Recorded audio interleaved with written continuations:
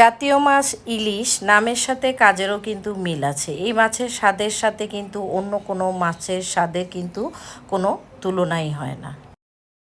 ইলিশ মাছ এমন একটা মাছ, আপনি সেটাকে যেভাবেই রান্না করেন না কেন, ভাজি, ভুনা বা তরকারি দিয়ে, সেটা খেতে কিন্তু অসম্ভব মজারই হয়। আসসালামু আলাইকুম সবাইকে, আশা করি সবাই ভালো আছেন। আরেকটা নতুন ভিডিও দেখার জন্য আপনাদের সবাইকে আমার পেজে স্বাগতম। আজকের এই রান্নাটা করার জন্য আমি একটা মাঝারি সাইজের ইলিশ মাছ কেটে ধুয়ে পরিষ্কার করে নিলাম। পরে মূল রান্নাটা করার জন্য পাতিলে তেল দিয়ে দিলাম। তেলটা যখন গরম হয়ে আসবে তখন এর মধ্যে বেশি করে পেঁয়াজ কুচি দিয়ে পেঁয়াজটাকে আমি বাদামি করে ভেজে নিব। অন্যদিকে আরও কিছু পেঁয়াজ এবং কাঁচামরিচকে আমি ব্লেন্ডারে ব্লেন্ড করে নিব। সাথে কিছু টমেটোর পিউরিও আমি এর মধ্যে দিয়ে দিব। ইলিশ মাছ ভুনার এই রেসিপিটার মধ্যে অবশ্যই পেঁয়াজের পরিমাণটা বেশি দিতে হবে, কারণ এই পেঁয়াজটাই কিন্তু এই মাছের স্বাদকে অনেক গুণ বাড়িয়ে দিবে। অল্প একটু হলুদের গুঁড়া, অল্প একটু মরিচের গুঁড়া, অল্প একটু রসুন বাটা এবং পরিমাণ মতো লবণ দিয়ে দিলাম। যেহেতু আমি আগেই ব্লেন্ডারে কিছু কাঁচামরিচ ব্লেন্ড করে নিয়েছিলাম, তাই মরিচের পরিমাণটাও কম দিয়েছি। আর ইলিশ মাছ ভুনায় মশলার পরিমাণটা কম হলেই কিন্তু এটা খেতে বেশি ভালো লাগে।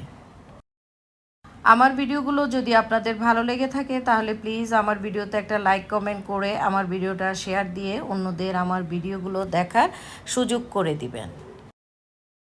মশলাটাকে একটু ভালো করে কষিয়ে নিতে হবে, কারণ এই মশলাটা যত বেশি কষানো হবে এই মাছটা ভুনা করলে তত বেশি খেতে ভালো লাগবে। এখন কষানো মশলায় আমি মাছগুলোকে দিয়ে এই মাছটাকে কষিয়ে নিব কিছু সময় ধরে। এক পিঠ কষানো হয়ে গেলে আমি অন্য পিঠ উল্টিয়ে দিব। আর ইলিশ মাছ যেহেতু একটু নরম মাছ, এটা হতে খুব একটা সময়ের দরকার হয় না। অল্প একটু পানি দিলেই কিন্তু মাছটা সিদ্ধ হয়ে আসবে। মাছটা কষানো হয়ে গেলে অল্প একটু পানি দিয়ে দিলাম মাছটা সিদ্ধ হওয়ার জন্য।